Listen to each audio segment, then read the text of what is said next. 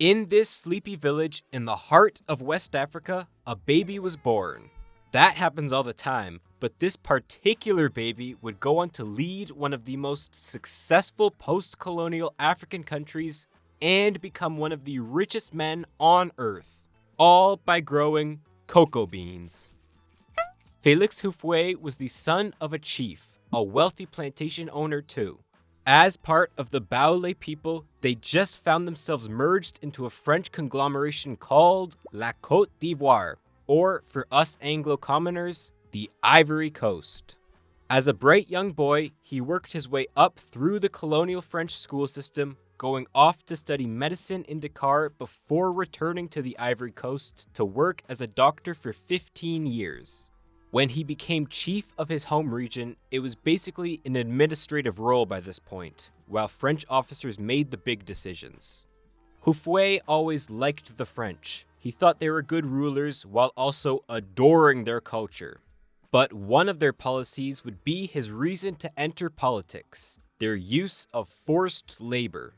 In 1944, he co-founded and led the African Agricultural Syndicate to protect African farmers against the worst of the French policies, while also advocating for stable prices and less demanding work, that sort of thing. For a country so focused on farming, it quickly became a household name. He then used its success to transform it into the country's first political machine, the Democratic Party of the Ivory Coast. At which point he made his formal entry into politics, being elected as part of the PDCI to France's National Assembly. Félix was off to the capital, and in his first great personal political move, added the word Boigny to the end of his name. It means battering ram in his native language. Félix Houphouët-Boigny. That's how he's known today. His first practical political victory came in 1946 with the passing of the Houphouët-Boigny Law, an act to eliminate forced labor across all French colonies. For this and his syndicate work, he became a bit of a folk hero back home, with songs sung about him and his photo plastered everywhere.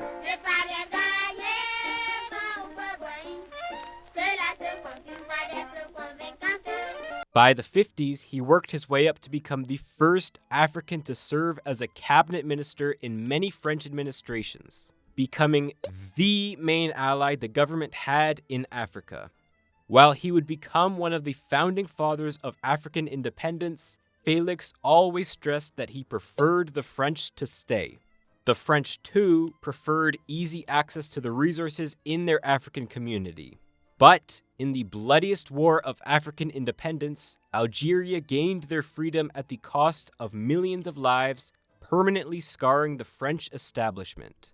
It was a crisis that would bring the entire republic down and bring Charles de Gaulle, France's World War hero, back to power. One of his first foreign policy moves was to give a referendum to every one of its African colonies asking if it wanted to stay French or not. Félix campaigned across Côte d'Ivoire for the yes side. Oui! Showing off his dictatorial side, he even promised that everyone who voted the wrong way should pack their bags within 24 hours and leave. The people did say oui. In fact, every other colony but Guinea said oui. Even then, by 1960, both sides gave up. Houphouët reluctantly admitted independence was what Ivorians needed, and de Gaulle went on a West African tour raising the flags of all these new nations. The Ivory Coast got it on August 7th, and Félix was the one and only candidate the Ivorians could choose from to lead their new country. Félix himself knew running Côte d'Ivoire wasn't going to be a cakewalk. He outright said that the French had left him a state, not a nation. Because there were around 60 ethnic groups, with the fertile south being predominantly Christian and the dry north being mostly Muslim, Houphouët-Boigny justified running the country as a one-party state. Multi-party elections in a country this young, he thought, would devolve into ethnic and religious squabbling, or worse. He wasn't unique among African independence leaders for this belief. most preferred one-party states for similar reasons. What was unique is that he tried to deliver results in a trade for this authoritarianism, focusing on economic growth over some sort of economic independence.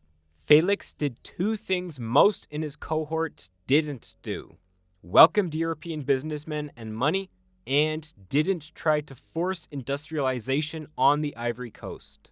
Most African countries saw white flight when they achieved political independence. Here, the French population actually quintupled after independence as Félix sought to attract help and migrants. Most of the 50,000 Frenchmen who lived here were technicians, advisors, banking experts, or some other high-ranking position. He also welcomed immigration from poorer northern countries to work in and, even if they were productive enough, own their own farms. Most of the immigrants who came were from the less stable Sahel, with Burkina Faso sending the most. Today, around a third of the country's population has migrant ancestry or are migrants themselves. The Ivory Coast is the place to be. The main reason they came? Because Félix did not pursue a state-led industrialization program.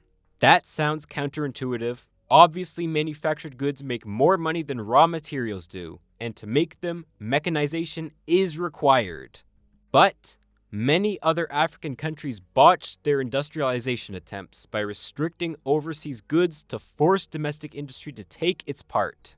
Often, people didn't have the necessary skills or materials to replace them, leading to shortages of everything from medicine in hospitals to tools for farming, making industrialization harder, not easier.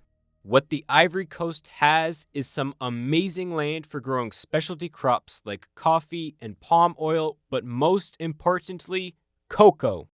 The Ivorian government used many incentives to get as many people growing cocoa and other crops as it could.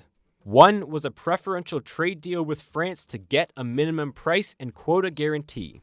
Others were cash or tax bonuses for starting farms in designated areas the government wanted to settle. It also helped that Ghana pushed large mechanized farms rather than focusing on small farmers' needs, so their main rival's cocoa output declined during this period. Many Ghanaian farmers close to Côte d'Ivoire would actually smuggle their cocoa over the border to sell it at higher government-guaranteed prices. So during its boom decades, cocoa production tripled while coffee production doubled. Because of the growing post-war demand for chocolate as well as its openness, the Ivory Coast was a standout example of an African economic miracle led by agriculture. From the 60s to the 80s, its GDP grew at an average of 7.3% a year, compared to Senegal's 2.5% and Ghana's 0.1%. The country became the world's largest producer and exporter of cocoa beans, providing almost half of the world's supply even today. And who was the biggest producer within the country? That's right, Félix Houphouët-Boigny himself.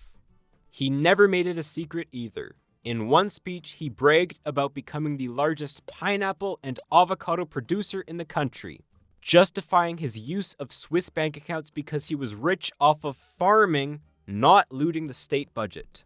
In the same speech, he then bragged about being responsible for a quarter of all bank deposits in Abidjan, the country's economic capital. Now's a good time to mention how he ran his political system. Patronage jobs for everyone. Almost anyone, including his political rivals, could get access to the cocoa money by getting a government job. The cocoa surplus was also used to develop other industries in poorer parts of the country, like the north. He gave more of it to his friends and supporters, of course, but still, patronage for everyone? That's pretty liberal for an African country.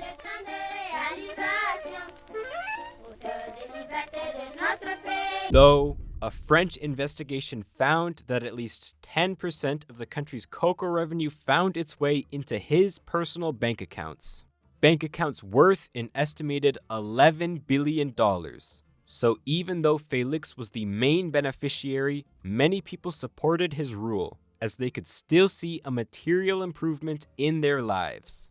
Paved roads were laid across the country, new dams were built to provide electricity, schools and hospitals were noticeably better than under French administration, the new San Pedro port was busy with shipments, and new skyscrapers and hotels sprung up across Abidjan.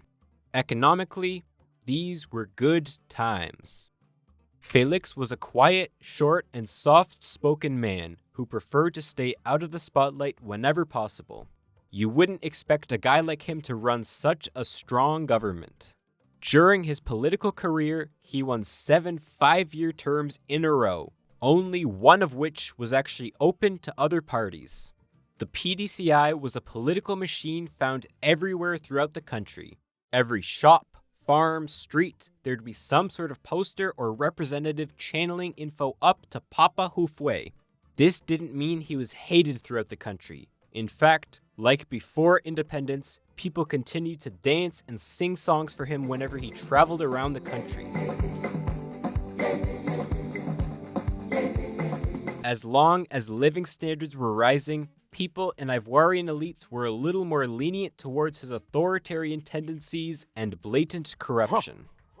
During his early rule, he had rounded up many coup conspirators within his own party, including 6 of his own cabinet ministers and 5 party founders. While around 20 were sentenced to death, only 1 actually went through. Instead, he preferred hard labor as a punishment, thinking this would make him look a little more compassionate. But as the miracle went on, he became less paranoid and more comfortable to leave the country, spending more time in Paris or Switzerland than the Ivory Coast itself. This would often translate into, like his pre-colonial days, being France's best connection in West Africa, getting him called things like a neo-colonialist or a French African puppet by his rivals in the country and region when he maintained close economic and military ties with the French. And of course, for his money. He himself identified as a bourgeois landowner after all. One of his more egregious projects to show off his wealth he thought of while at dinner with Tunisia's ex-dictator. He wanted his hometown to be something more than just a cocoa farming village. So he ordered that Yamoussoukro would be built into a grand new capital. It was fit with 6-lane highways, new skyscrapers, hotels, an artificial lake filled with crocodiles, and sitting in the center, he built what would become one of the largest churches on Earth. Just a bit bigger than Hagia Sophia, with an exterior larger than any other. The Basilica of Our Lady of Peace was built to hold 300,000 visitors in it and its outside. And to be fair, it looks spectacular. Look at these columns, the dome, full roof access. The church even has glass artwork of Félix himself kneeling beside Jesus Christ. However, as time went on, it did become a bit of a symbol of Houphouët's corruption and authoritarianism. It's estimated to have cost around $500 million to build, while Yamoussoukro's developments cost $2 billion. Outside of Abidjan, the new capital sucked up 1/3 of the country's regional investment budget. The city was also built more as an escape for the elites of society, rather than as a larger, livable city. Even today, Abidjan has over 30 times as many people as Yamoussoukro. It probably could have been a little more accepted by the people had it not been for a complete reversal of Ivorian development which happened as the basilica was being finished. 3 events in particular caused major upheaval within the country. The first was probably the most inevitable: the cocoa crash.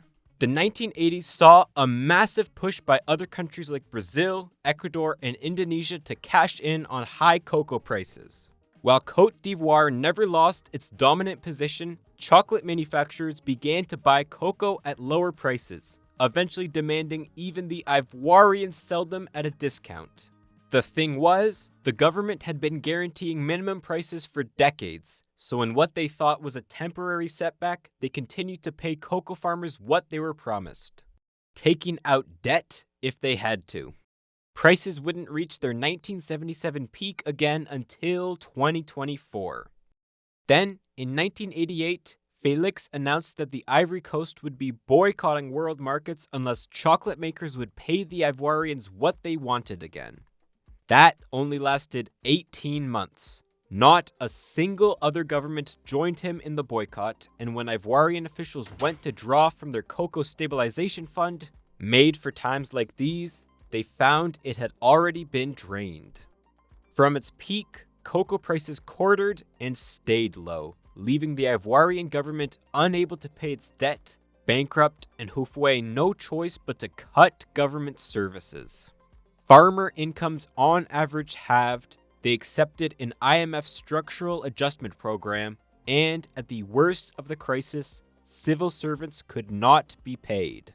In a push to make up some income, Houphouët's and successive governments tried to push more and more cocoa production. But this only ended up marginally improving yields. In fact, because of this push and illegal farming, the country which has been the most deforested since 1990 is the Ivory Coast. The unrest is likely what led to the second event. 1990, an election year where the PDCI was just supposed to give you a list of their candidates, saw mass protests against Félix's autocracy and flaunting of wealth, with them eventually calling for elections to be opened. These were led by a history teacher named Laurent Gbagbo, and while Houphouët initially dismissed the protesters as drug addicts, he eventually folded, allowing dozens of new parties to run. Still, in his first fair election, he won 82% of the vote. While democracy is great, we love it, Félix's worries about multi-party elections would be somewhat justified when they became the trigger for not one, but two civil wars in the 21st century. And lastly was Félix himself. After 33 years in office, as the last independence leader of his generation, the longest-serving African leader to that point, Papa Houphouët died of cancer in 1993. As a pragmatic man focused on economic growth over political freedom, I'd say he was pretty successful in his goal. And hey, he lived a pretty good life too.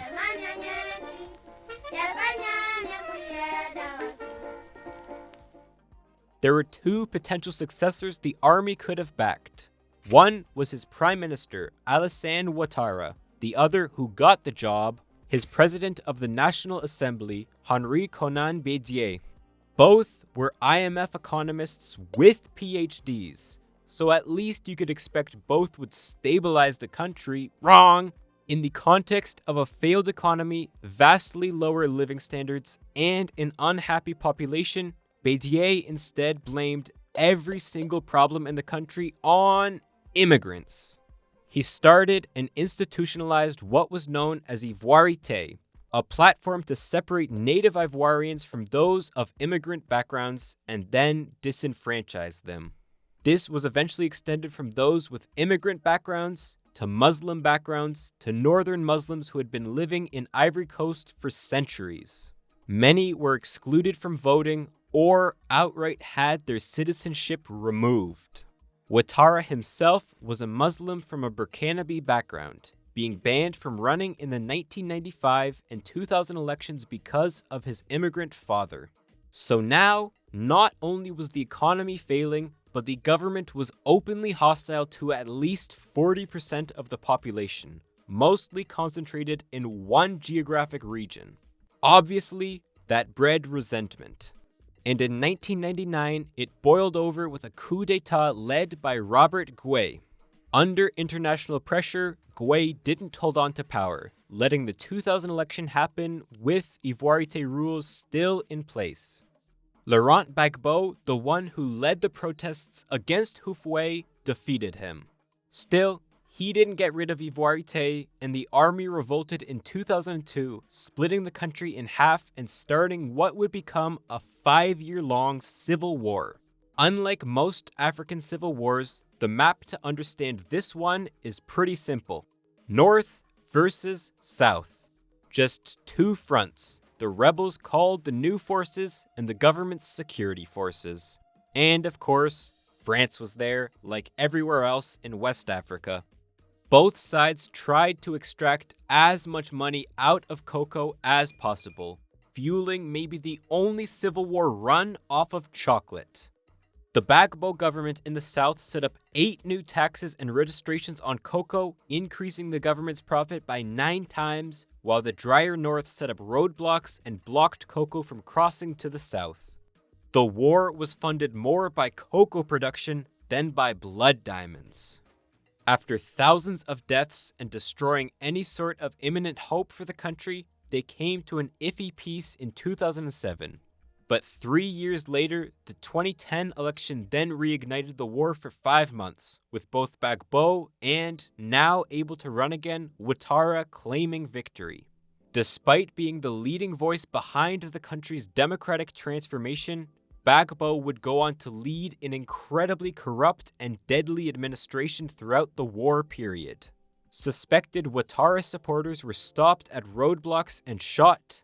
Those wearing Ouattara t-shirts were caught and tortured, and he openly stole from the Cocoa Fund. He was only caught in a French-backed raid and then put in prison. Ouattara has been Côte d'Ivoire's president since, running the Rally of Houphouetists for Democracy and Peace. And after the war, he and the Houphouetists have won some Boigny-level margins. It's a little reminiscent of the big dog himself. Under Ouattara's relative stability, the Ivory Coast has been able to grow again. If we look at per capita income since the end of the wars, it's been steadily growing, although not yet reaching the peaks it saw in the 70s. In part, it's because of the political stability, but another part is that Ouattara ruled Ivory Coast during the highest cocoa prices ever. Not just highest, but insanely unthinkable highs.